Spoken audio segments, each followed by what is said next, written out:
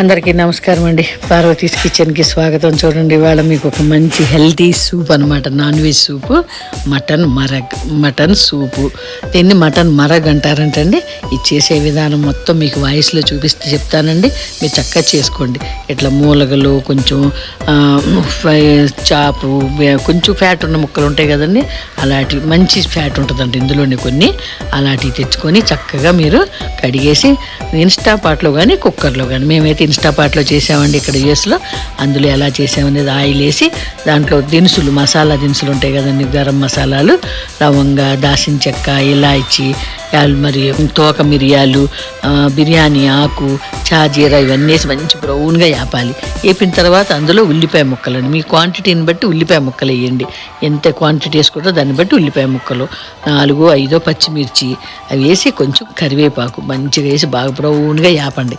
వేపి ఈ mutton bones ఉంటాయి కదండి, ఇవన్నీ వేసి మంచిగా వేపాలి. వేపిన తర్వాత దాంట్లో కొంచెం ఉప్పు, కారం, పసుపు, కారం వేయొద్దండో మర్చిపోయా, ధనియాల పొడి, జీలకర్ర పొడి వేసి మంచిగా వేపి ఈ మటన్ మరగనండి. ఇన్స్టాపాట్ అనే కాదు, మన కుక్కర్లో కూడా 10-15 విజిల్స్ మీడియం మీద పెట్టుకోవాలి. హై మీద పెట్టకూడదు, ఉడకదు.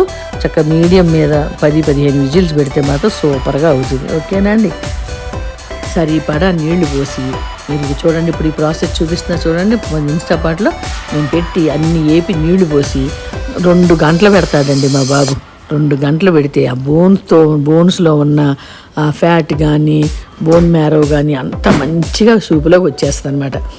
వచ్చిన తర్వాత 2 గంటల తర్వాత మూత తీసి దాంట్లో మన క్వాంటిటీని బట్టి, మీకు ఎంత చిక్కదనం కావాలి, మీరు ఎన్ని ముక్కలు వేసారు, ఎన్ని నీళ్ళు పోసారు, దాన్ని బట్టి మనం దాంట్లో జీడిపప్పు, కొంచెం ఇవి ఉంటాయి కదండి మన పుచ్చగింజలు, మరి ఇంకా కొద్దిగా గసాలు, ఎండు కొబ్బరి మెత్తగా పేస్ట్ చేసి దాంట్లో వేసేసేయాలి. వేసి మంచిగా 2 ఉడుకులు, ఆ వేడే సరిపోద్దండి. ఇన్స్టాపాట్లు కింద కాయిల్ ఉంటుంది కదా, ఆ కాయిల్ చాలా వేడిగా ఉంటుంది కదా, దాంట్లో వేసి మంచిగా మరిగిన తర్వాత 2-3 ఉడుకులు వచ్చాక కొత్తిమీర, కొంచెం పుదీనా వేసి చక్కగా మూత పెట్టేసి సర్వ్ చేసుకోవడమే.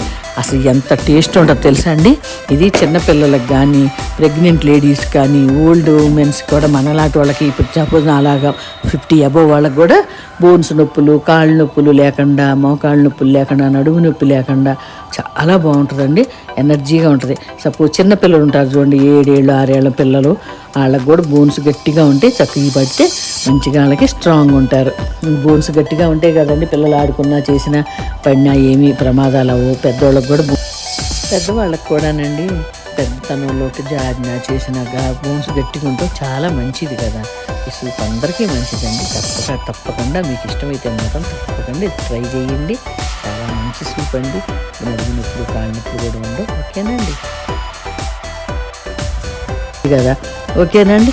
ఇది మటన్ మరగు, మటన్ సూపు చాలా ఈజీ చేసుకోవటం. తప్పకుండా అందరూ చేసుకోండి. నచ్చితే మాత్రం ఈ వీడియో లైక్ చేయండి, షేర్ చేయండి మీ ఫ్రెండ్స్కి.